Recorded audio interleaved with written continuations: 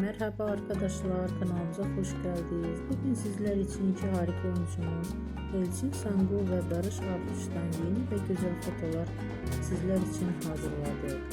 Barış Arduç filmde sevgili Benim için Üzülme, trajik aşk dizisinde rol almış ve herkes tarafından çok beğenilmiş. Biz de sizler için onların güzel ve romantik karelerini hazırladık. Bu videoların devamlı gelmesini istiyorsanız da kanalımıza